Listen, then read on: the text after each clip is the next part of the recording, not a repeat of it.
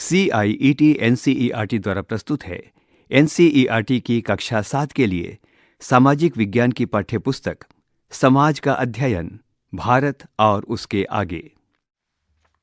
पृष्ठ संख्या 117, अध्याय 6, पुनर्गठन का काल।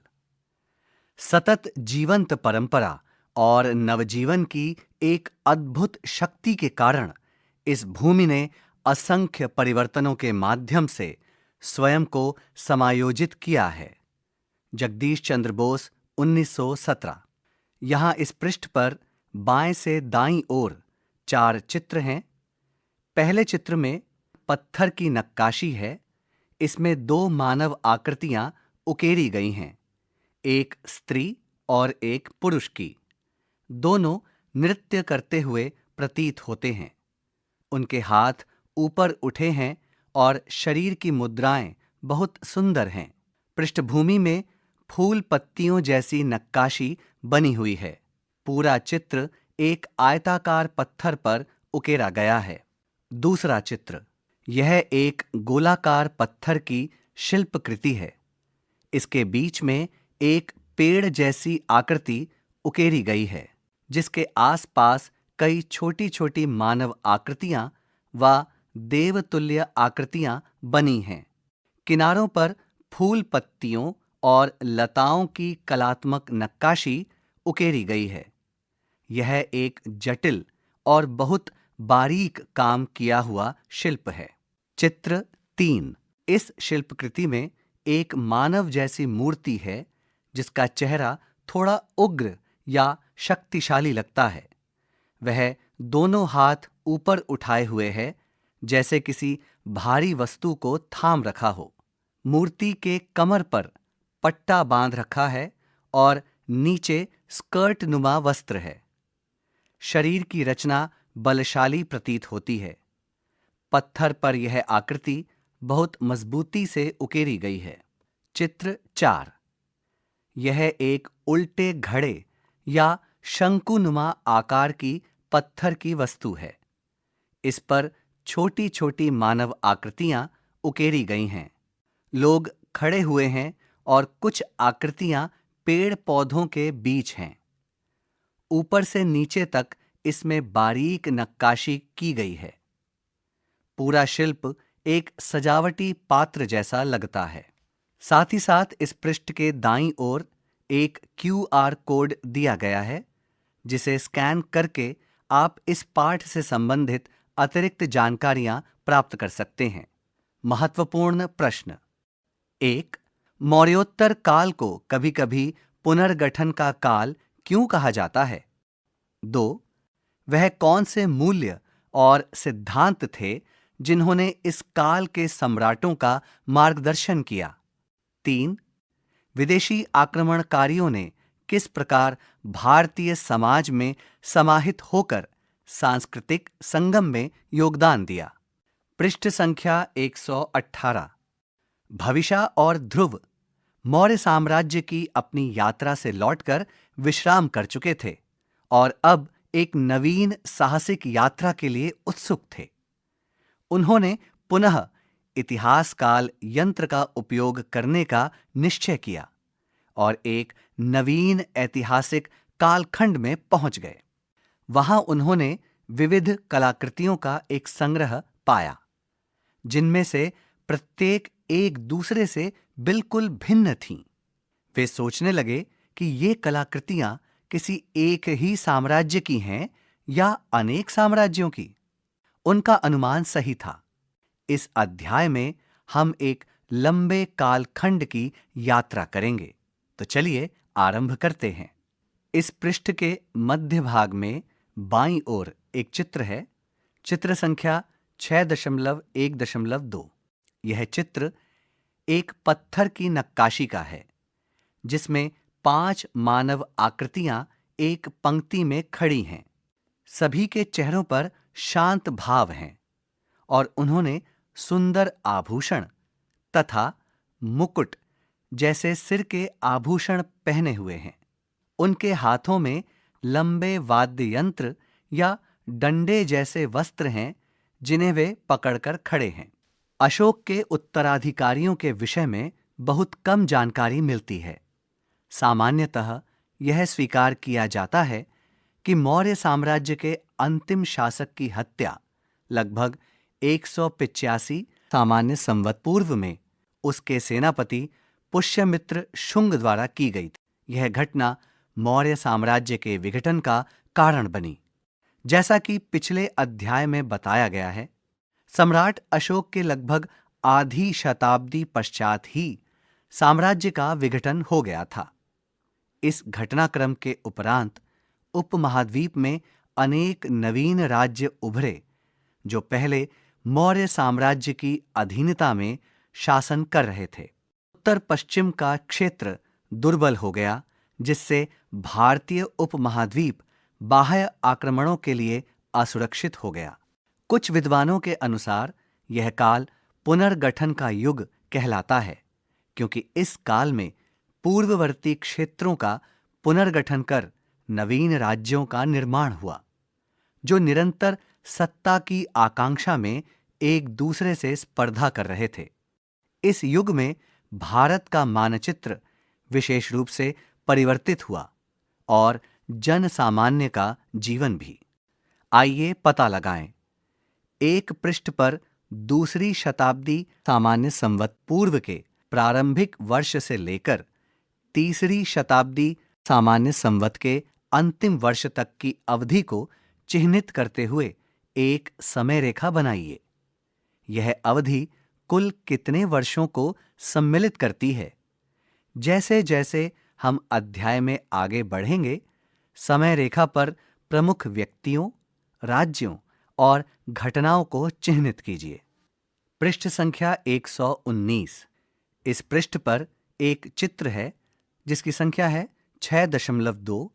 पुनर्गठन काल के दौरान भारत के प्रमुख राजवंशों को इसमें इंगित किया गया है। इस चित्र का विवरण इस प्रकार है। भारत के मानचित्र के उत्तर दिशा में सबसे ऊपर हिमालय पर्वतमाला फैली हुई है। यह ऊंचे और बर्फ से ढके पहाड़ों की श्रृंखला है।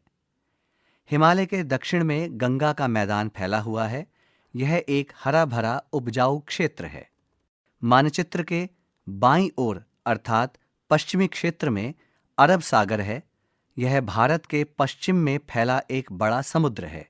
मानचित्र के मध्य और उत्तर भारत के बीचों बीच कुषाणों का क्षेत्र इंगित किया गया है।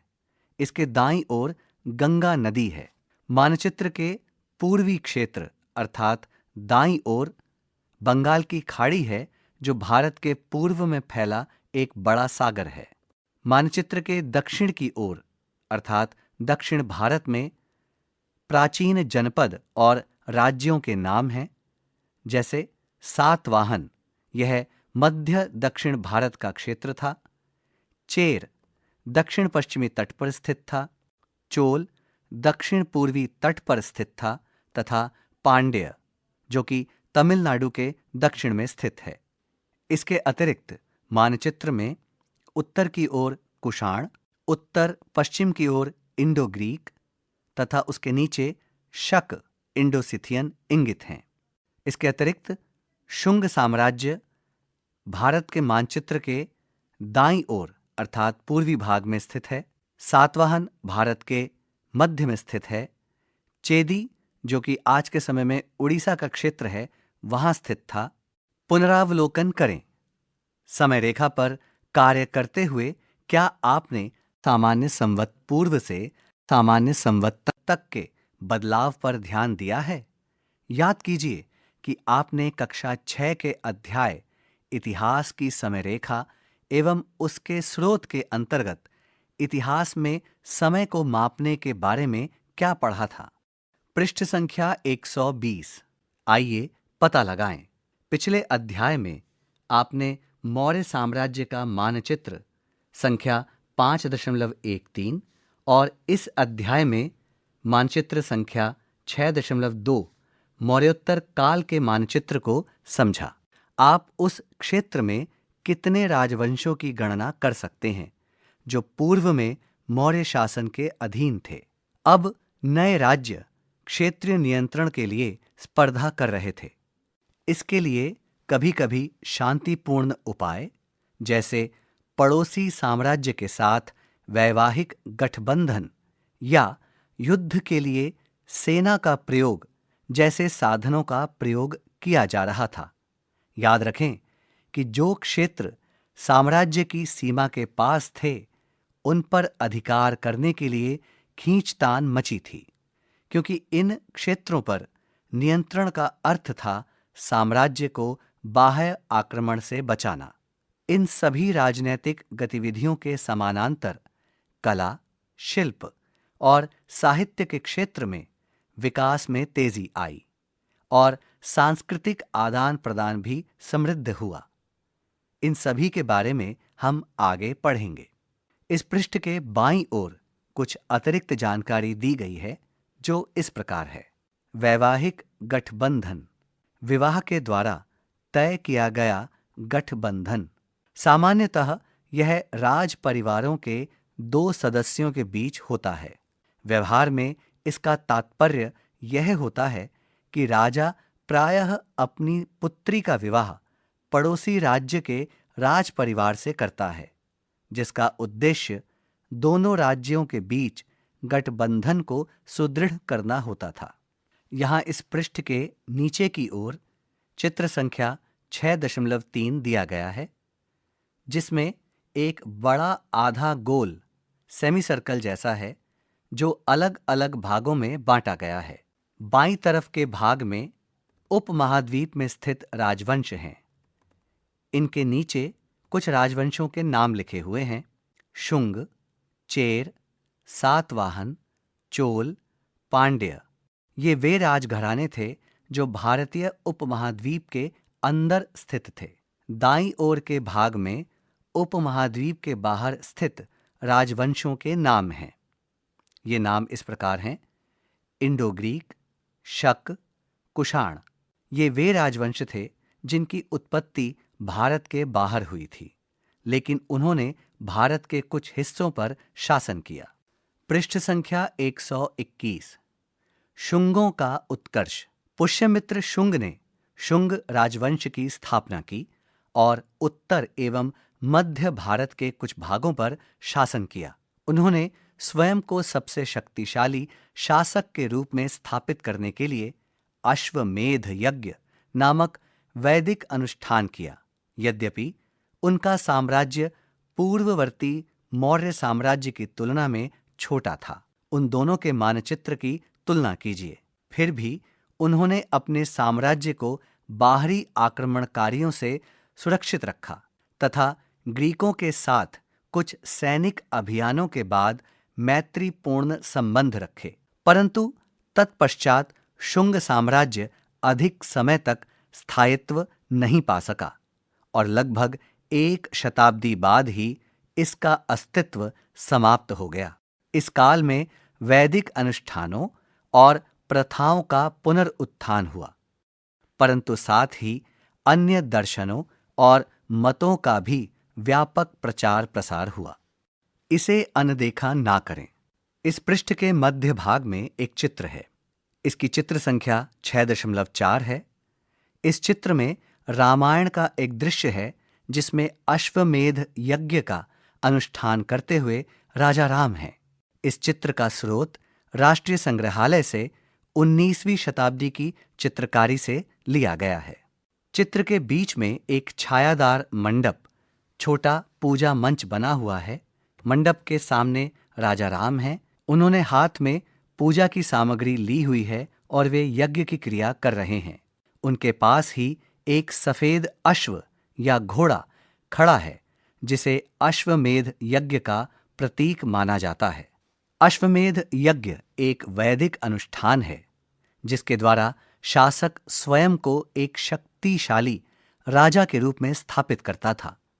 इस अनुष्ठान में एक घोड़ा सैनिकों के साथ स्वतंत्र विचरण करने के लिए छोड़ दिया जाता था। जिस क्षेत्र से वह घोड़ा बिना किसी चुनौती के पार हो जाता, वह क्षेत्र यज्ञकर्ता राजा के अधीन माना जाता था। अगर किसी क्षेत्र के राजा ने उस घोड़े को रोक लिया तो यज्ञकर्ता राज्य को अपनी सर्वोच्चता सिद्ध करने के लिए उस राजा से युद्ध करना पड़ता था। पृष्ठ संख्या 122। संस्कृत इस काल में दार्शनिक और साहित्यिक रचनाओं के लिए एक प्रमुख लोकप्रिय भाषा के रूप में प्रतिष्ठित हुई। क्या आपको कक्षा 6 की शारीरिक शिक्षा और स्वास्थ्य में योग सूत्रों के कुछ अंश याद हैं?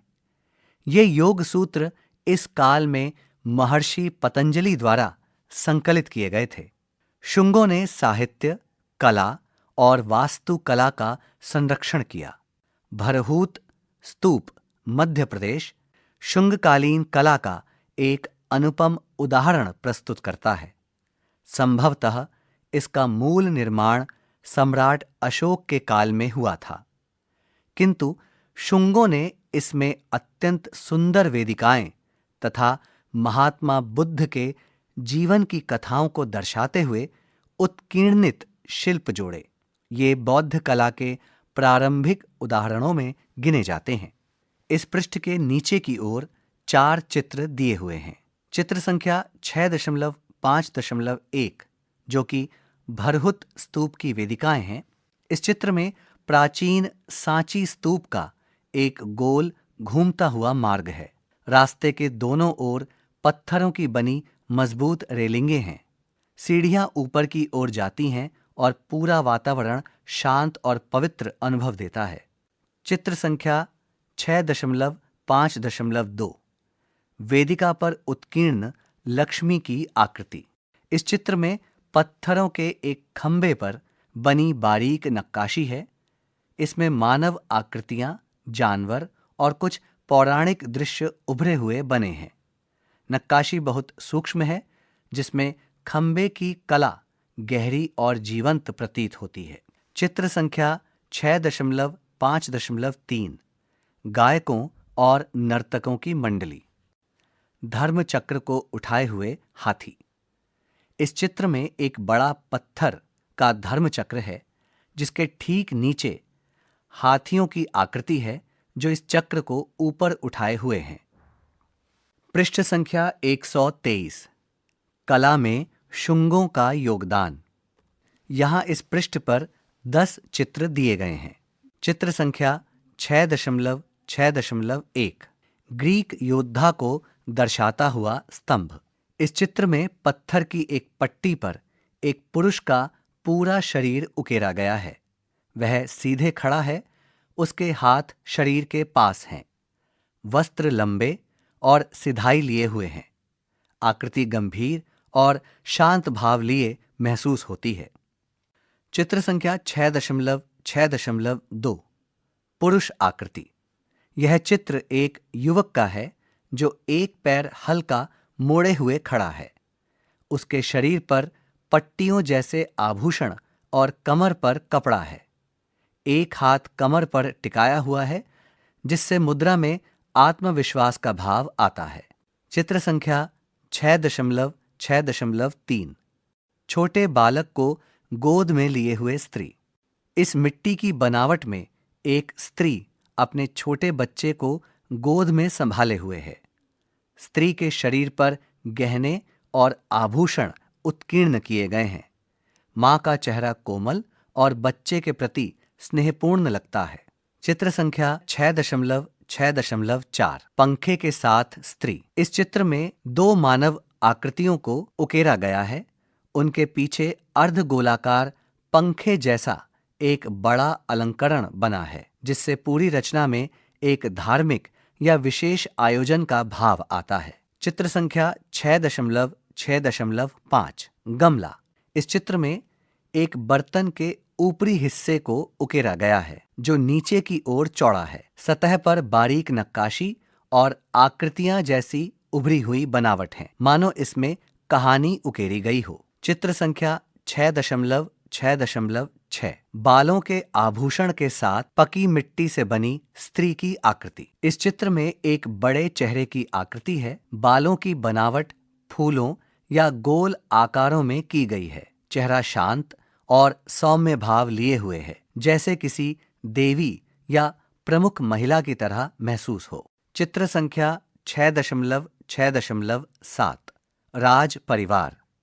इस चित्र में दो नर्तकियां नृत्य की मुद्रा में हैं। चित्र संख्या 6.6.8 कांसे की चूड़ियां जिन पर सोने की पतली परत चढ़ी हुई है। इस चित्र में गोलाकार धातु के दो कड़े हैं। उनकी सतह चिकनी है और किनारों पर हल्के डिजाइन है। चित्र संख्या 6.6.8 कांसे की चूड़ियां जिन पर सोने की पतली परत चढ़ी हुई है। इस चित्र में दो कांसे की चूड़ियां हैं। आभूषण के रूप में ये सरल और पारंपरिक अनुभव देते हैं। चित्र संख्या 6.6.9 यह हाथी दांत से बना एक कंघे का चित्र है, जिसके ऊपरी हिस्से पर कई छोटी मानव आकृतियां उभरी हुई हैं। कंघी का ऊपरी भाग कलात्मक और कहानी जैसा अनुभव देता है। चित्र संख्या 6.6.10 हार के मन के। इस चित्र में कई मोतियों और छोटे छोटे लटकनों से बना हार है। साथ ही कुछ छोटे आभूषण भी हैं। पूरा सेट बहुत पारंपरिक, सूक्ष्म और सुंदर शिल्पकला का उदाहरण देता है। पृष्ठ संख्या 124। आइए पता लगाएं। यहाँ भरहुत स्तूप की एक पट्टिका का चित्र है। दाहिने तरफ की दोनों आकृतियों को ध्यानपूर्वक समझिए। वे क्या कर रही हैं? क्या आप उनके व्यवसाय का अनुमान लगा सकते हैं? उनके परिधानों को ध्यान से समझिए। यह हमें उनके बारे में क्या बता रहे हैं? पट्टिका में आपको जो अन्य विवरण समझ आ रहे हैं, उन्हें सूचीबद्ध कर कक्षा में उन पर चर्चा कीजिए। यहाँ इस पृष्ठ पर एक चित्र है। उस चित्र की संख्या है 6.7 भरहुत स्तूप की एक पट्टिका। इस चित्र में कुछ शिल्पकार अपने औजारों के द्वारा पत्थर पर नक्काशी करने का कार्य कर रहे हैं। आइए पता लगाएं। चित्र 6.6 के कोलाज में चित्रों को ध्यान से समझिए। कपड़ों, आभूषणों और दैनिक उपयोग की अन्य वस्तुओं पर अपने विचार लिखिए। सातवाहन। उपलब्ध सीमित साक्ष्यों से प्रतीत होता है कि शुंगों ने अपने पड़ोसी प्रदेशों से अनेक युद्ध किए। संभवतः इनमें सातवाहन भी सम्मिलित थे, जिन्होंने दूसरी शताब्दी सामान्य संवत पूर्व से दक्षिण में दक्कन के विस्तृत भूभाग पर शासन किया। शुंग साम्राज्य के दक्षिण में स्थित इस शक्तिशाली वंश को कभी-कभी आंध्र के रूप में भी जाना जाता है। सातवाहन एक शक्तिशाली राजवंश था और उसका साम्राज्य मुख्यतः वर्तमान आंध्र प्रदेश, तेलंगाना तथा महाराष्ट्र के प्रदेशों में विस्तृत था। भिन्न भिन्न समय पर इसकी राजधानी अनेक स्थानों पर रही, जिसमें अमरावती और प्रतिष्ठान विशेष रूप से प्रसिद्ध पैठन थीं। ऐसा प्रतीत होता है सातवाहन साम्राज्य में व्यापार और वाणिज्य बहुत फला फूला। पृष्ठ संख्या 125। सातवाहन शासकों द्वारा जारी किए गए सिक्के भारत के विभिन्न क्षेत्रों जैसे गुजरात से लेकर आंध्र प्रदेश तक अर्थात पश्चिमी एवं पूर्वी समुद्री तटों से प्राप्त हुए हैं। वास्तव में अनेक सिक्कों पर जहाज के चित्र अंकित हैं, जो यह दर्शाते हैं कि समुद्री व्यापार तत्कालीन आर्थिक जीवन का एक महत्वपूर्ण अंग था। यहाँ दिए गए सिक्के पर उकेरे गए जहाज की बनावट से पता चलता है कि जहाज निर्माण और नौ परिवहन की तकनीक अत्यधिक उन्नत थी। कृष्णा गोदावरी नदी घाटियों में कृषि फल फूल रही थी, जिसने राज्य को आर्थिक स्थिरता प्रदान की। यहाँ इस पृष्ठ पर दाईं ओर चित्र संख्या 6.8 में सातवाहन सिक्के पर अंकित दो मस्तूल वाले समुद्री जहाज की छवि है। ध्यान दें कि जहाजों के मस्तूल किस प्रकार एक दूसरे को काटती हुई रेखाओं से इंगित किए गए हैं, जो संभवतः पालों को इंगित करती हैं। साथ ही लहरदार रेखाएं समुद्री जल को दर्शाती हैं। सातवाहनों के पास सक्रिय व्यापार तंत्र था जो रोमन साम्राज्य तक विस्तृत था। इस व्यापारिक गतिविधि में मसालों, वस्त्रों, चंदन और विलासिता की वस्तुएं जैसे स्वर्णाभूषित मोती, हाथीदांत इत्यादि का व्यापार होता था, जबकि कांच और सुगंधित मलहम जैसे उत्पादों का आयात किया जाता था। व्यापार पर लगने वाले कर एवं शुल्क राज्य की आय में वृद्धि करते थे। इस प्रकार आर्थिक समृद्धि और अपेक्षाकृत शांतिपूर्ण राजनीतिक स्थिरता ने साहित्य, कला और संस्कृति के विकास को बल प्रदान किया। इसमें सातवाहनों का योगदान विशेष उल्लेखनीय रहा। यहाँ इस पृष्ठ के नीचे की ओर चित्र संख्या 6.9 है, जिसमें पुणे के पास नानेघाट गुफाएं जो एक प्रमुख व्यापार मार्ग के निकट स्थित हैं। इसका उपयोग व्यापार कर और पथ कर के संग्रह और व्यापारियों के लिए विश्राम स्थल के रूप में किया जाता था। इस चित्र में एक ऊंची खड़ी पहाड़ी की ढलान पर बनी एक लंबी संकरी पगडंडी है। रास्ते के एक किनारे पर मजबूत पत्थरों से बनी दीवार है और दूसरे किनारे पर गहरी खाई जैसी खाली संरचना नीचे की ओर फैलती है। पथ के साथ साथ लोहे की पतली रेलिंग लगी है ताकि चलने वाले व्यक्तियों को सहारा मिले। रेलिंग के खंभे छोटे छोटे हैं और उनके बीच मोटी रस्सी या डंडा जैसा जोड़ लगा है। पृष्ठ संख्या 126। सातवाहन काल में जनजीवन। सातवाहन परंपरा के अनुसार राजकुमारों के नाम प्रायः उनकी माताओं के नाम पर रखे जाते थे। उदाहरण के लिए गौतमी पुत्र शातकर्णी का नाम उनकी माता गौतमी बलश्री के नाम पर रखा गया था। गौतमी बलश्री एक शक्तिशाली रानी थी जिन्होंने बौद्ध भिक्षुओं को भूमि दान दी और नासिक में एक महत्वपूर्ण शिलालेख उत्कीर्ण करवाया जो राज्य में उनके प्रभाव को बताता है। यहाँ इस पृष्ठ के बाईं ओर चित्र संख्या 6.10 है, जिसमें सातवाहनी सिक्का है जिसमें ब्राह्मी लिपि में गौतमी पुत्र राजा शातकर्णी लेख उत्कीर्ण है। आइए विचार करें, आपके अनुसार राजा के नाम के आरंभ में उसकी मां का नाम लिखने की परंपरा का क्या अर्थ है? एक अन्य प्रमुख अभिलेख पुणे के निकट स्थित नानेघाट की गुफाओं में महाराष्ट्र से प्राप्त हुआ है। चित्र 6.9।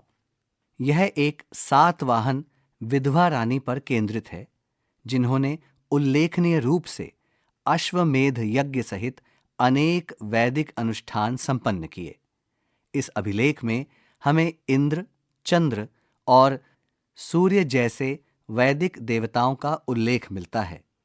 हमें रानी द्वारा दिए गए दान की भी सूची मिलती है जिनमें भूमि, गाय, घोड़े, हाथी, चांदी के सिक्के एवं अन्य वस्तुएं सम्मिलित थीं और जो पुरोहितों, अतिथियों, कर्मकारों, विद्वानों एवं भिक्षुओं को समर्पित की गई थीं। ये अभिलेख ब्राह्मी लिपि में लिखे गए हैं और इनमें कुछ अंक संख्याओं के प्रतीक भी मिलते हैं जिनका स्वरूप आज के अंकों से मिलता जुलता है, जैसा कि यहाँ दर्शाया गया है। यह इस बात का एक साक्ष्य है कि आधुनिक अंकों की उत्पत्ति भारत में हुई। यहाँ ब्राह्मी लिपि में कुछ अंकों के चित्र हैं। ये अंक हैं 1, 2, 4, 6, 7, 9 और 10। चिन्ह 1 यह अंक 1 को बताता है। यह चिन्ह एक क्षैतिज लकीर जैसा है। चिन्ह 2 यह अंक 2 को बताता है। इसके लिए 2 आड़ी रेखाओं का उपयोग हुआ है। चिन्ह 4 यह चिन्ह अंक 4 को बताता है। एक लंबवत खड़ी रेखा है, नीचे दोनों तरफ छोटे छोटे आड़े विस्तार बने हैं। यह किसी त्रिशूल के जैसा अनुभव देता है। अंक 6 6 के लिए एक गोल घुमावदार से शुरू होकर नीचे की ओर खुलता हुआ एक चिन्ह है, जैसा कि रोमन अंक 4 के लिए प्रयुक्त होता है। अंक 7 रोमन अंक 7 के ही समान अंकित है। चिन्ह 9, यह चिन्ह एक मोटे मुड़े हुए हुक जैसा है, जैसा कि प्रश्नवाचक चिन्ह जैसा होता है, केवल इसमें प्रश्नवाचक चिन्ह के समान नीचे बिंदु नहीं है। चिन्ह 10 अंक 10 के लिए यहाँ अंग्रेजी की वर्णमाला के ए जैसी आकृति है। आइए विचार करें, यहाँ दिए गए अंकों की श्रृंखला में से कौन से अंक कुछ कुछ हमारे आधुनिक अंकों जैसे हैं और कौन से नहीं। पृष्ठ संख्या 127। सातवाहन वासुदेव कृष्ण का ही एक नाम के उपासक थे, यद्यपि उन्होंने अन्य दर्शन पद्धतियों का भी संरक्षण किया जो उनके शासनकाल में समृद्ध हुई। उदाहरण के लिए सातवाहन नरेशों ने प्रायः वैदिक विद्वानों, जैन मुनियों तथा बौद्ध भिक्षुओं को करमुक्त कृषि भूमि प्रदान की, जिससे वे अपने अध्ययन और साधना में संलग्न रह सकें। यहाँ इस पृष्ठ पर 2 चित्र हैं। चित्र संख्या 6.11। यह चित्र कार्ले गुफाएं, महाराष्ट्र में लोनावला के पास, जिनमें सातवाहनों ने अपने शासनकाल के दौरान योगदान दिया था। ये गुफाएं बौद्ध भिक्षुओं के लिए बनाई गई थीं। इसमें सुंदर स्तंभों और मध्य में स्थित एक स्तूप की पत्थर की प्रतिकृति पर ध्यान दें। यह संपूर्ण निर्माण चट्टानी पहाड़ी को काटकर बनाया गया है। चित्र संख्या 6.12।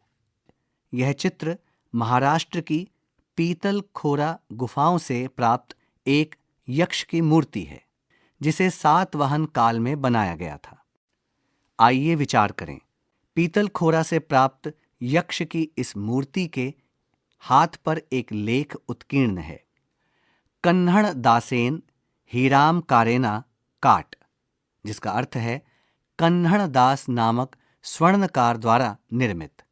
क्या यह रोचक नहीं है कि एक सुनार भी पत्थर की मूर्ति बना सकता था?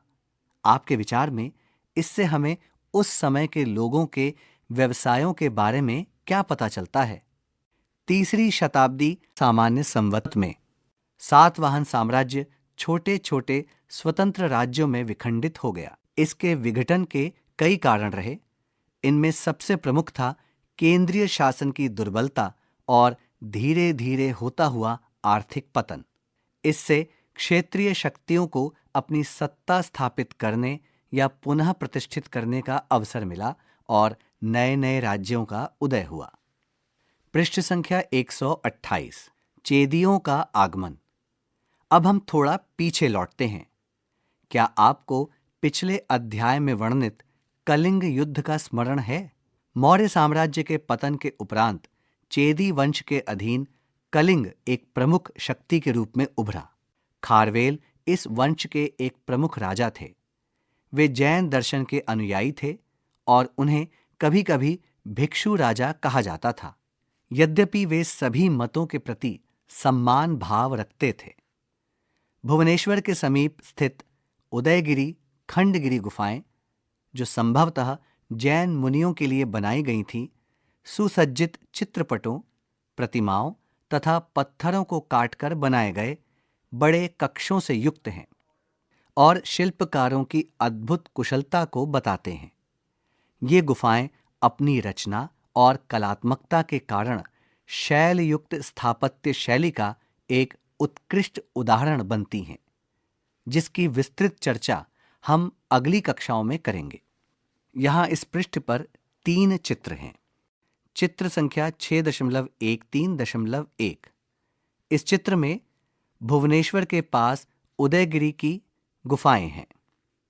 यह गुफा एक लंबी चट्टान के आधार को काटकर कई कमरों और प्रवेश मार्गों जैसा विस्तार से बनाया गया है।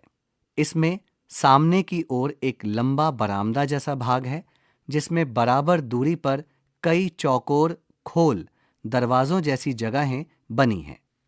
चित्र संख्या 6.13.2।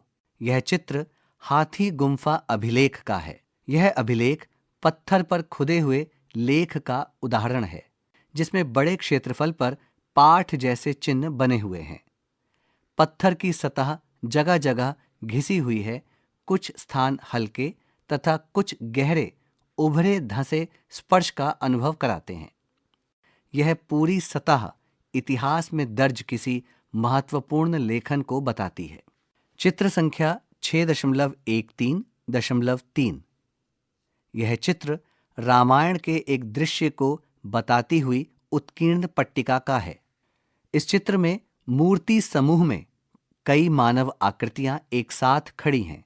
उनके शरीर, वस्त्र और मुद्रा बड़ी बारीकी से उकेरे गए हैं। एक आकृति घोड़े या हिरन जैसे जानवर के पास खड़ी है, मानो किसी कथा का क्षण प्रस्तुत किया जा रहा हो। पूरी कलाकृति में पात्रों के शरीर की रेखाएं, हाथ पांव की मुद्राएं और चेहरे की आकृतियां स्पष्ट उभार लिए हुए हैं। पृष्ठ संख्या 129। उदयगिरी की एक प्रमुख गुफा में हाथी गुम्फा अभिलेख उत्कीर्ण है, जो ब्राह्मी लिपि में लिखा गया है। यह अभिलेख राजा खारवेल के विजयी सैन्य अभियानों से लेकर जन कल्याण हेतु किए गए पुण्य कार्यों तक की प्रतिवर्ष की उपलब्धियों का वर्णन करता है। खारवेल ने 100 प्रदेशों से मुनियों एवं ऋषियों की परिषद की स्थापना का गौरवपूर्ण उल्लेख किया है तथा स्वयं को असामान्य सद्गुणों से युक्त, सर्वमतों का सम्मान करता और समस्त देवालयों का पुनरुद्धारक घोषित किया है। एक बार पुनः हम पाते हैं कि एक नरेश सभी दर्शनों एवं मतों का संरक्षण प्रदान करने में गौरव का अनुभव करता था।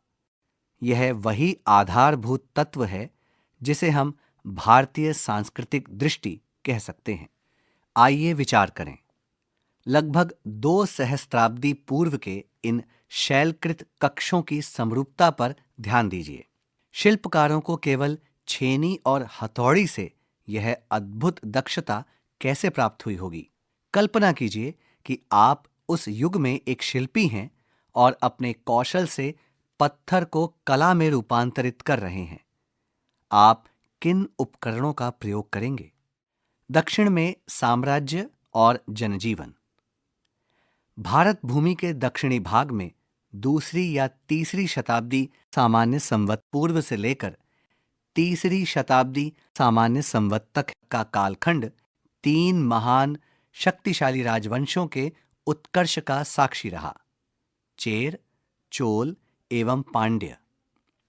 ये वंश आपसी प्रतिद्वंदिता के साथ साथ व्यापार एवं संस्कृति की उन्नति में भी योगदान देते रहे। हमें स्मरण है कि सम्राट अशोक का साम्राज्य सुदूर दक्षिण तक नहीं पहुंचा था, जिसका उल्लेख उन्होंने अपने शिलालेखों में किया है। इससे यह स्पष्ट होता है कि ये राज्य मौर्य साम्राज्य के चरमोत्कर्ष के समय भी स्वतंत्र रहे।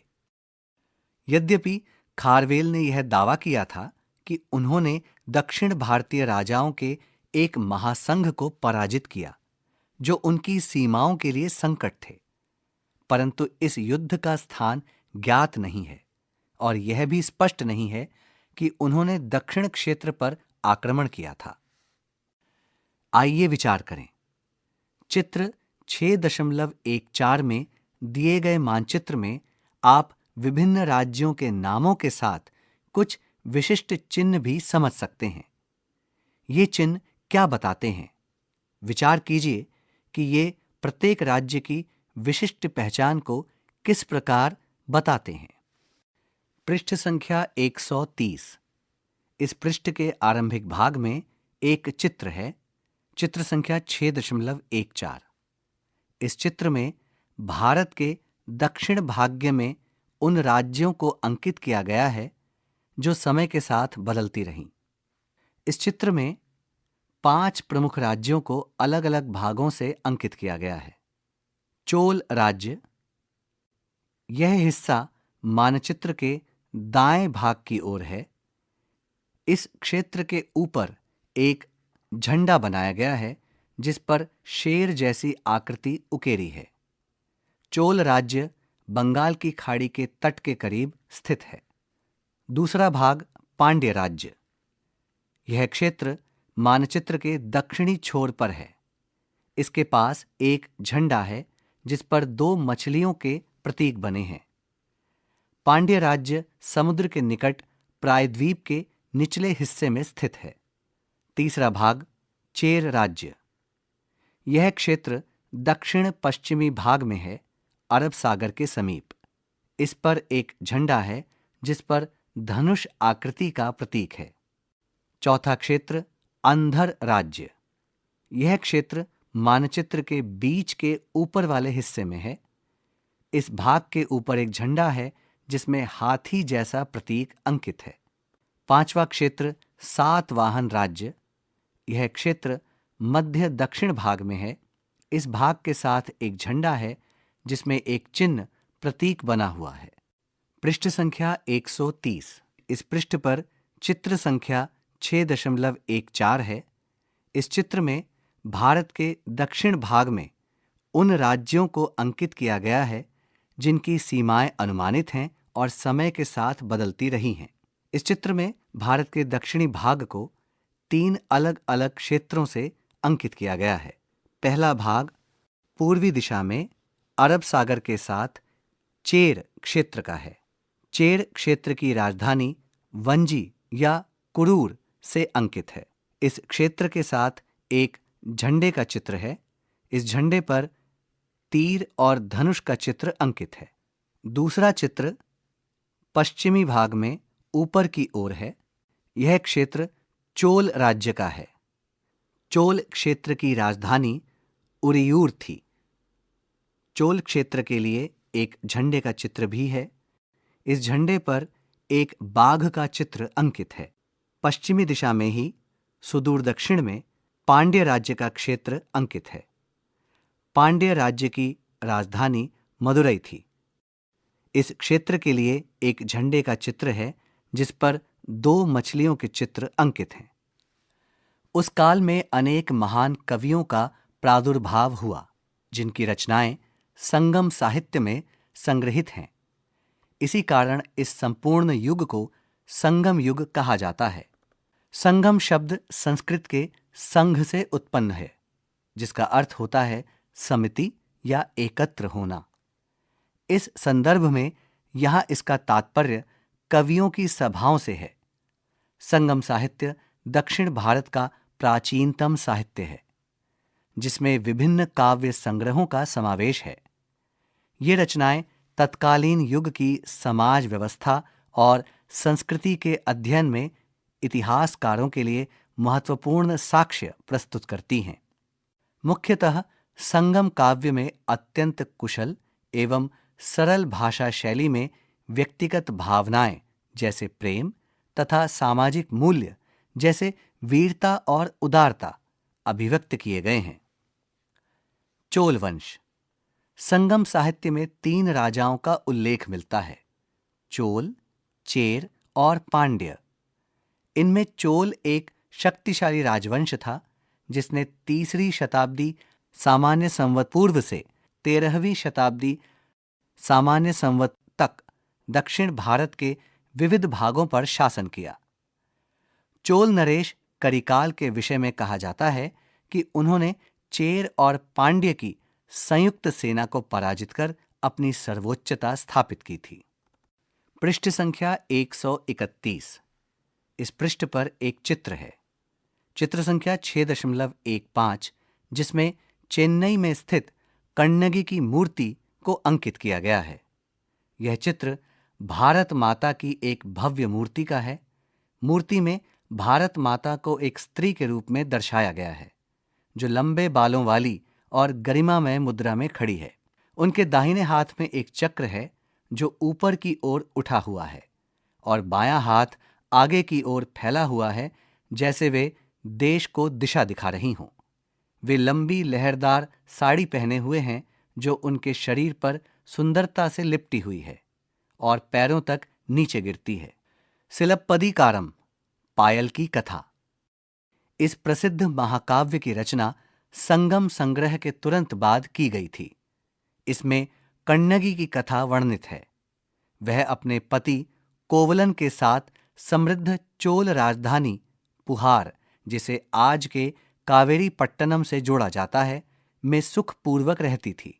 परंतु कोवलन एक नर्तकी पर आसक्त हो गया और उसके पीछे अपनी संपूर्ण संपत्ति नष्ट कर बैठा। कालांतर में जब उसे अपनी भूल का भान हुआ तो वह कण्णगी के पास लौटा। कण्णगी ने उसे क्षमा कर दिया। नए सिरे से जीवन प्रारंभ करने हेतु वे दोनों पांड्य राज्य की राजधानी मदुरई पहुंचे। वहां कण्णगी ने कोवलन को अपनी एक पायल दी ताकि वह उसे बेचकर कुछ धन अर्जित कर सके। परंतु दुर्भाग्यवश कोवलन पर चोरी का झूठा आरोप लगा और पांड्य नरेश ने उसे मृत्युदंड दे दिया। अत्यधिक व्यथित होकर कण्णगी ने अपनी दूसरी पायल दिखाकर कोवलन को निर्दोष सिद्ध किया। नरेश को अपनी भूल का एहसास हुआ और वह शोकवश मृत्यु को प्राप्त हुआ।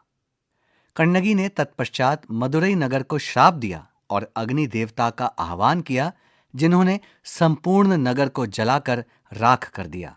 उसके पश्चात वह पश्चिम में चेर राज्य की ओर बढ़ीं। वहां उन्हें देवी के रूप में सम्मान प्राप्त हुआ। उसके पश्चात वह पश्चिम में चेर राज्य की ओर बढ़ीं, जहां उन्हें देवी के रूप में सम्मान प्राप्त हुआ। आज भी कण्णगी की तमिलनाडु और केरल में पूजा की जाती है। सिलप्पदिकारम की सरस एवं मार्मिक कविता न्याय के सिद्धांत तथा राजधर्म की महत्ता को उद्घाटित करती है। यह महाकाव्य हमें उन समृद्ध व्यापारिक नगरों के माध्यम से 3 राजवंशों की यात्रा कराता है। साथ ही विविध दर्शनों की झलक भी प्रस्तुत करता है। इस कहानी के साथ साथ इस पृष्ठ पर एक चित्र है। चित्र संख्या 6.15। यह चित्र चेन्नई में स्थित कण्णगी की मूर्ति का है। इस मूर्ति में कण्णगी के एक हाथ में पायल है तथा वह दूसरे हाथ से किसी दिशा की ओर संकेत कर रही है। पृष्ठ संख्या 132। आइए विचार करें। राजा की मूर्ति को समझिए। इस मूर्ति में राजा को कैसे अंकित किया गया है। उनकी देह मुद्रा, वस्त्र और मुख मुद्रा उनके सामर्थ्य एवं प्रतिष्ठा के विषय में क्या संकेत देते हैं। यहाँ इस पृष्ठ पर एक चित्र है। चित्र संख्या 6.16। इस चित्र में राजा एक सुसज्जित हाथी पर बैठा है। राजा करिकाल ने जनहित के लिए अनेक परियोजनाएं प्रारंभ की। उन परियोजनाओं में सबसे प्रसिद्ध है कल्लनई या ग्रैंड एनिकट। यह एक संश्लिष्ट जल वितरण प्रणाली है।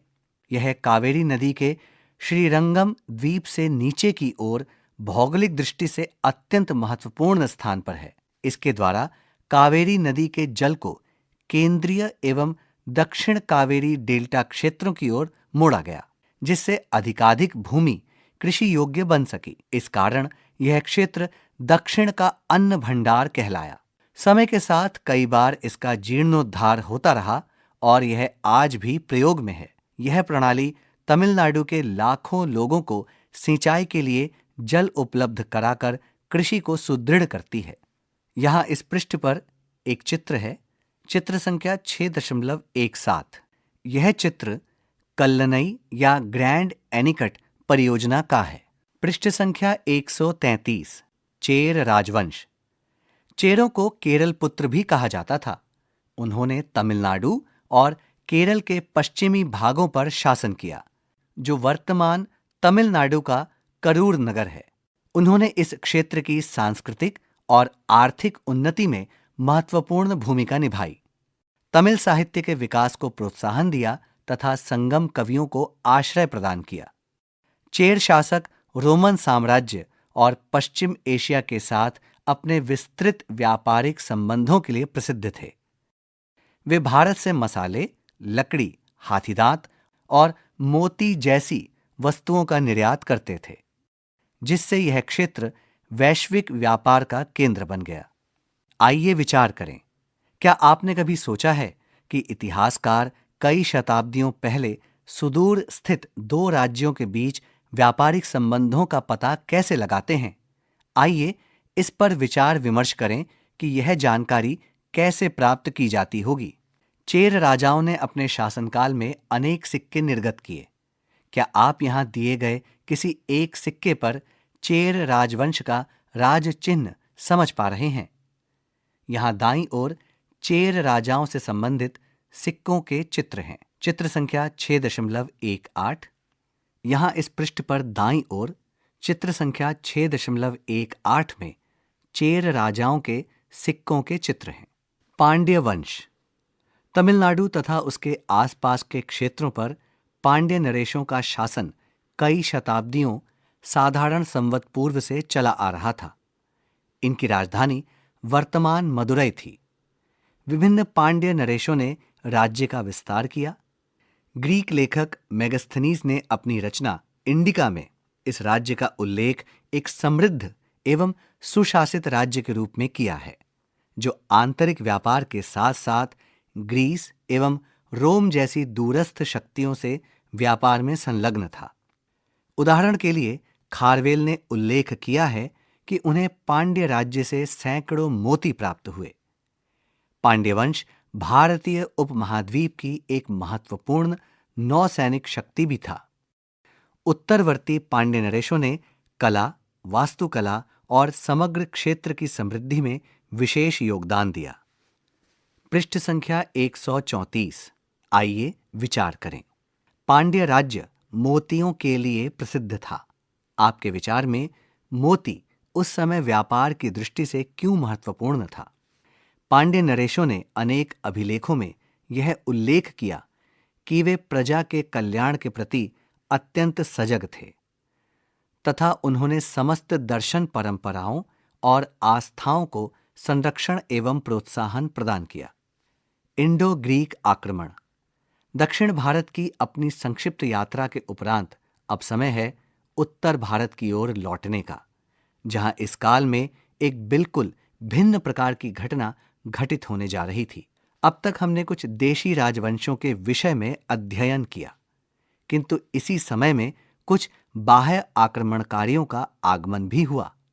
इन्होंने उत्तर पश्चिमी सीमा से प्रवेश कर उत्तर पश्चिम, उत्तर एवं मध्य भारत के कुछ भूभागों पर अधिकार कर लिया।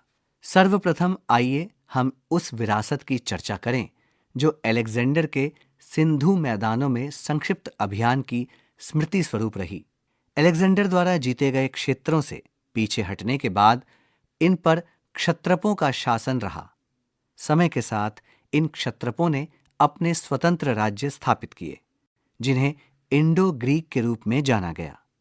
मौर्य वंश के बाद उत्तर पश्चिमी क्षेत्र, वर्तमान पाकिस्तान और अफगानिस्तान के समीपवर्ती क्षेत्र इंडो ग्रीक आक्रमण हेतु सुगम क्षेत्र बन गया।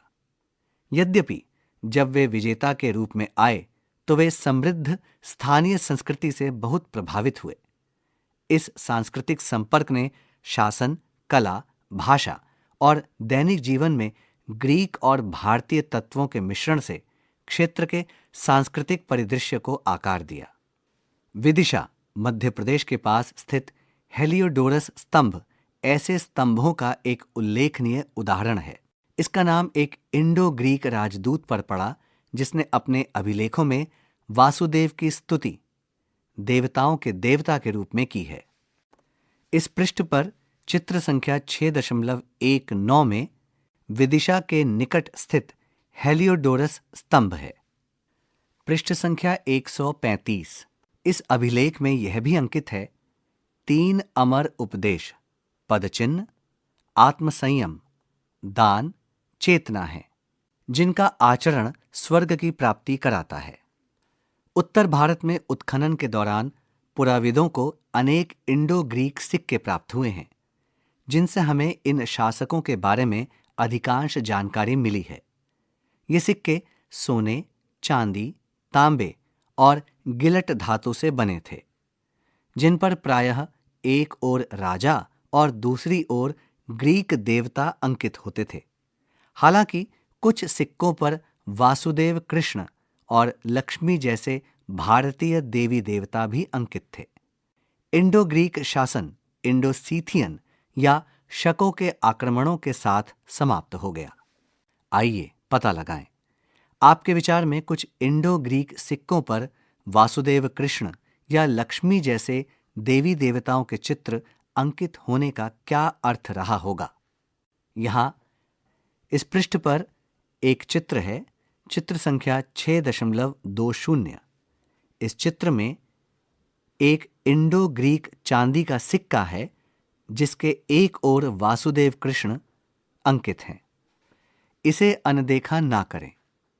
शकों या इंडो-सीथियन ने भी उपमहाद्वीप के उत्तर पश्चिम भाग पर आक्रमण किया और दूसरी शताब्दी साधारण संवत पूर्व से 5वीं शताब्दी साधारण संवत तक शासन किया। इनका उदय इंडो ग्रीक के पतन के पश्चात हुआ और ये कुषाणों के आगमन तक सत्ता में रहे। इस अवधि के दौरान शक संवत पंचांग विकसित किया गया। यह ग्रिगोरियन कैलेंडर से 78 साल पीछे है। जनवरी से मार्च को छोड़कर यह 79 साल पीछे होता है। इसे 1957 में भारतीय राष्ट्रीय पंचांग के रूप में स्वीकार किया गया। यहां साथ ही एक चित्र है, चित्र संख्या 6.21। इस चित्र में भारत सरकार के राजकीय प्रकाशन में तिथियों को ग्रिगोरियन कैलेंडर तथा शक संवत के अनुसार बताया गया है। पृष्ठ संख्या 136। कुषाणों का उदय। कुषाण मूलतः मध्य एशिया के निवासी थे। संभवतः उन्होंने दूसरी शताब्दी साधारण संवत में भारत में प्रवेश किया। अपने चरमोत्कर्ष के समय उनका साम्राज्य मध्य एशिया से लेकर उत्तर भारत के विशाल भूभाग तक विस्तृत था। उनके शासन में व्यापक सांस्कृतिक मेलजोल देखने को मिलता है। इसका भारतीय उपमहाद्वीप के इतिहास पर गहरा प्रभाव पड़ा। जब कनिष्क अपने सैन्य अभियानों में व्यस्त नहीं रहते थे, तब वे कला और संस्कृति को प्रोत्साहित करते थे, जिससे नवीन कला शैलियों का विकास हुआ। आइए पता लगाएं। ध्यान दीजिए, यह विशाल मूर्ति 1.85 मीटर ऊंची है। इसके वस्त्र, आयुध और जूतों को समझिए। इनसे इस आकृति के बारे में क्या पता चलता है? यह प्रसिद्ध सिरविहीन मूर्ति कनिष्क की है, जो संभवतः कुषाण वंश के सबसे शक्तिशाली शासक थे। इस मूर्ति पर ब्राह्मी लिपि में अंकित है, महाराजा राजाधिराज देवपुत्र कनिष्क। इसका अर्थ है राजाओं के राजा महाराजा देवपुत्र कनिष्क। आइए पता लगाएं। इन सिक्कों को ध्यान से समझिए। सम्राट के अतिरिक्त और कौन इस मुद्रा पर अंकित हैं? यहां इस पृष्ठ पर चित्र संख्या 6.23 में कनिष्क के शासनकाल के कुछ सिक्के हैं, जिनमें अलग अलग चित्र अंकित हैं। पृष्ठ संख्या 137। चित्र 6.23 में अंकित प्रथम सिक्के में कनिष्क को भाले के साथ राजाधिराज की उपाधि धारण करते हुए बताया गया है। सिक्के के दूसरे भाग में महात्मा बुद्ध की मूर्ति अंकित है, जिस पर ग्रीक लिपि में बुद्ध BO त्रिभुज की आकृति O लिखा है। द्वितीय सिक्के में एक ओर सम्राट का चित्र है और दूसरी ओर शिवजी को नंदी के साथ अंकित किया गया है। आइए यहां दिए गए कुछ बिंदुओं पर विचार करें। क्यों एक शक्तिशाली शासक ने अपने सिक्कों पर महात्मा बुद्ध और शिवजी को अंकित किया होगा? यह उसके मूल्यों और प्राथमिकताओं के बारे में क्या बताता है? क्या आप आज के कुछ आधुनिक उदाहरण जानते हैं जहां मुद्राओं पर प्रतीकात्मक चित्र अंकित किए जाते हैं? कुषाणों ने रेशम मार्ग सिल्क रूट चित्र 6.25 के महत्वपूर्ण भागों पर अपना नियंत्रण स्थापित कर लिया था। इस कारण उनके शासनकाल में व्यापार में वृद्धि हुई, जिसने भारत को एशिया के अन्य भागों और पश्चिमी देशों से जोड़ दिया। इंडो ग्रीक शासकों के द्वारा स्थापित परंपरा को जारी रखते हुए गांधार और मथुरा कला शैली द्वारा निर्मित की गई कुषाण कला और वास्तुकला भारतीय और ग्रीक शैलियों के सम्मिश्रण के लिए प्रसिद्ध है। मूर्तियों में विविध देवताओं का चित्रण मिलता है, जो विभिन्न विचारधाराओं के शांतिपूर्ण सह अस्तित्व को बताता है। इस युग में सूर्य जैसे देवताओं के चित्रण का उदय हुआ, जो मनुष्यों के समान होते थे। इससे धार्मिक कला के विकास में वृद्धि हुई, जिसने उपमहाद्वीप में बाद की मंदिर वास्तुकला के लिए आधार तैयार किया। गांधार कला शैली मुख्यतः पंजाब के पश्चिमी भागों में विकसित हुई। इसमें ग्रीक, रोमन एवं भारतीय तत्वों का समायोजन मिलता है। इन शिल्पों को प्रायः स्लेटी काले शिष्ट पत्थर पर अत्यंत सूक्ष्म विवरणों के साथ तराशा गया है। विशेष रूप से बुद्ध प्रतिमाओं में इस शैली का अद्भुत सौंदर्य मिलता है, जिसमें उनका शरीर और उड़ते हुए वस्त्र वास्तविक प्रतीत होते हैं। यहाँ इस पृष्ठ के दाईं ओर एक चित्र है, चित्र संख्या 6.24। इस चित्र में गांधार कला शैली में निर्मित एक बोधिसत्व भावी बुद्ध का शिरोभाग है। इसमें भारतीय और ग्रीक विशेषताओं के समन्वय पर ध्यान दीजिए। आइए विचार करें, क्या आप जानते हैं कि गांधार कहाँ है? क्या यह आपको महाकाव्य महाभारत के किसी पात्र की याद दिलाता है? पृष्ठ संख्या 138। इस पृष्ठ पर चित्र संख्या 6.25 में प्राचीन विश्व के कुछ प्रमुख व्यापारिक मार्ग अंकित हैं। यह व्यापारिक मार्ग रेशम मार्ग है, जो चीन को भूमध्य सागरीय क्षेत्र से जोड़ता है और मध्य एशिया और फारस से होकर गुजरता है। इस मानचित्र में रेशम मार्ग मिस्र, अलेक्जेंड्रिया, रोम, बाइजेंटियम, एंटियोक, दमिश्क। मानचित्र के अनुसार यह रेशम मार्ग मिस्र, अलेक्जेंड्रिया, रोम, बाइजेंटियम, एंटिओक, दमिश्क तथा बल्ख से होकर गुजरता था। संख्या 139।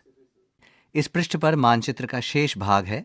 रेशम मार्ग के लिए तक्षशिला, मथुरा, पाटलिपुत्र, ताम्रलिप्ति तथा चीन के लुयोयांग क्षेत्र अंकित हैं। पृष्ठ संख्या 140। मथुरा कला शैली वर्तमान उत्तर प्रदेश के मथुरा क्षेत्र में विकसित हुई थी, जो एक विशिष्ट भारतीय कला शैली के रूप में जानी जाती है। गांधार शैली के विपरीत इस शैली में मूर्तियों के लिए मुख्य रूप से लाल बलुआ पत्थर का प्रयोग हुआ था। इसके साथ ही इस कला शैली में ग्रीको रोमन प्रभाव भी बहुत कम दिखाई देता है। यह कला शैली विशेषतः भारतीय देवी देवताओं की प्रतिमूर्तियों के लिए जानी जाती है, जिसमें कुबेर, लक्ष्मी, शिव, बुद्ध, यक्ष और यक्षिणियों की मूर्तियां सम्मिलित हैं। इन मूर्तियों में शरीर की आकृतियां प्रायः मृदुलाकार, गोल मटोल और चिकनी होती हैं। यहाँ इस पृष्ठ के दाईं ओर एक चित्र है, चित्र संख्या 6.26। इस चित्र में मथुरा कला शैली में बनी कुबेर धन के देवता की मूर्ति है। क्या आप इनकी मूंछों की कल्पना कर सकते हैं? मूंछें कुछ भारतीय मूर्तियों की एक विशेषता है। आइए पता लगाएं।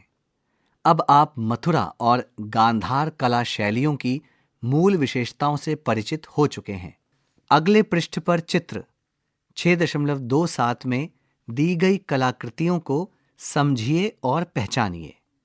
क्या आप बता सकते हैं कि चित्र में दी गई प्रत्येक कलाकृति किस कला शैली से संबंधित है? अपने विचार कारण सहित लिखिए और सहपाठियों के साथ चर्चा कीजिए। यद्यपि इस काल के दौरान सत्ता के लिए राजनीतिक संघर्ष और प्रतिस्पर्धा थी, तथापि यह समय आदान प्रदान के द्वारा एक मिश्र सांस्कृतिक धरोहर का भी था।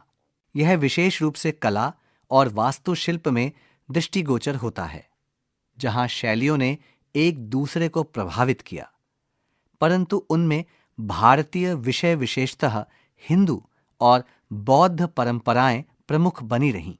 इसी समय संस्कृत साहित्य का भी उत्कर्ष हुआ तथा महाभारत एवं रामायण जैसे महाकाव्यों का संकलन हुआ। संदर्भ हेतु कक्षा 6 की पाठ्यपुस्तक का एकता में विविधता अध्याय समझें।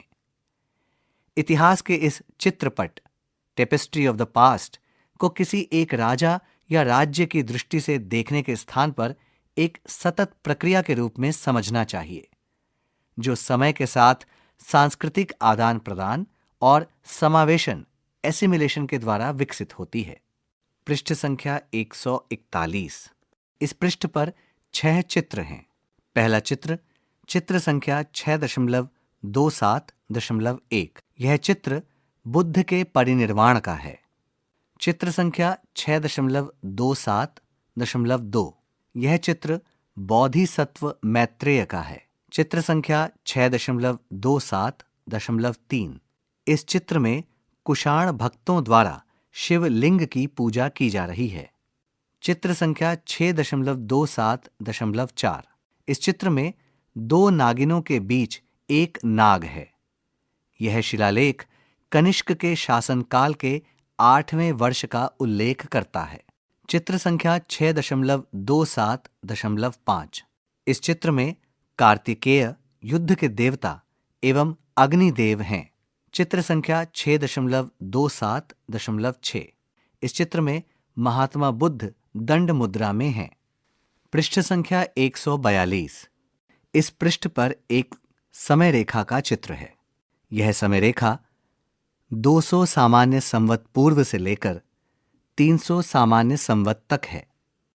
इस समय रेखा के ऊपरी भाग में इस काल से संबंधित कुछ प्रमुख राजाओं के नाम हैं।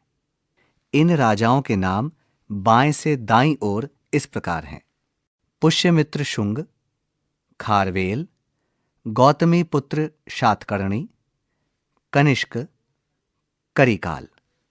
इसी प्रकार इस समय रेखा के नीचे बाएं से दाईं ओर प्रमुख साम्राज्यों के नाम तथा उनसे संबंधित सिक्कों और ध्वजों के चित्र हैं। ये साम्राज्य इस प्रकार हैं: शुंग साम्राज्य, इंडो ग्रीक साम्राज्य, शक साम्राज्य, सातवाहन साम्राज्य, चोल चेर पांड्य साम्राज्य एवं कुषाण साम्राज्य। आगे बढ़ने से पहले मौर्य साम्राज्य के विघटन के पश्चात भारतीय उपमहाद्वीप में कई छोटे बड़े राज्यों का उदय हुआ। आंतरिक संघर्षों के साथ साथ अनेक विदेशी आक्रमण भी हुए, जिसके फलस्वरूप राजनीतिक शक्तियों के पुनर्गठन की प्रक्रिया आरंभ हुई। पृष्ठ संख्या 143। इस काल में भिन्न भिन्न संस्कृतियों के बीच संवाद और सांस्कृतिक आदान प्रदान के द्वारा कला, स्थापत्य और मुद्रण जैसी नई शैलियों का विकास हुआ। इन शैलियों में भारतीय विषय की प्रधानता दिखाई दी तथा संस्कृत साहित्य का चरमोत्कर्ष हुआ। इस काल में भिन्न भिन्न संस्कृतियों के बीच संवाद और सांस्कृतिक आदान प्रदान के द्वारा स्थापत्य और मुद्रण जैसी नई शैलियों का विकास हुआ। इन शैलियों में भारतीय विषय की प्रधानता मिलती है तथा संस्कृत साहित्य का चरमोत्कर्ष हुआ। यह काल आंतरिक और बाह्य व्यापारिक गतिविधियों में उल्लेखनीय विकास का समय भी रहा। प्रश्न और क्रियाकलाप। 1. मौर्योत्तर काल को पुनर्गठन का काल क्यों कहा जाता है? 2. संगम साहित्य पर 150 शब्दों में एक लेख लिखिए। 3. इस अध्याय में उल्लिखित किन शासकों ने अपनी उपाधि में माता का नाम सम्मिलित किया? उन्होंने ऐसा क्यों किया? 4. इस अध्याय में वर्णित किसी एक राज्य जो आपको रोचक लगता है के विषय में 250 शब्दों का एक लेख लिखिए। आपने उस राज्य का चयन क्यों किया? अपना लेख कक्षा में प्रस्तुत कीजिए और यह जानने का प्रयास कीजिए कि आपके सहपाठियों ने कौन से राज्यों का सर्वाधिक चयन किया है। 5. कल्पना कीजिए कि आपको एक स्वतंत्र राज्य स्थापित करने का अवसर प्राप्त हुआ है। आप कौन सा राज चिन्ह चुनेंगे और क्यों? आप एक शासक के रूप में कौन सी उपाधि धारण करेंगे? अपने राज्य के विषय में एक लेख लिखिए जिसमें राज्य के मूल्य, नियमावली एवं विशिष्टताएं सम्मिलित हों। 6. आपने मौर्योत्तर काल के वास्तुकलात्मक विकास के विषय में पढ़ा है। भारतीय उपमहाद्वीप के एक रेखांकित मानचित्र पर इस अध्याय में उल्लिखित कुछ स्थापत्य कलाओं के स्थान को चिह्नित कीजिए। पृष्ठ संख्या 144। इस पृष्ठ पर इस पाठ से संबंधित आपकी अभिव्यक्ति के लिए समुचित स्थान दिया गया है, जिसका शीर्षक है मेरी अभिव्यक्ति। अध्याय 6 समाप्त हुआ। समाज का अध्ययन, भारत और उसके आगे। अभी आप सुन रहे थे एनसीईआरटी की कक्षा 7 के लिए सामाजिक विज्ञान की पाठ्यपुस्तक समाज का अध्ययन, भारत और उसके आगे। वाचन स्वर चांद मोहम्मद, ध्वन्यांकन मोहम्मद फैजान, संपादन चेतना शर्मा, निर्देशन एवं निर्माण विमलेश चौधरी तथा प्रस्तुति CIET NCERT, नई दिल्ली, भारत।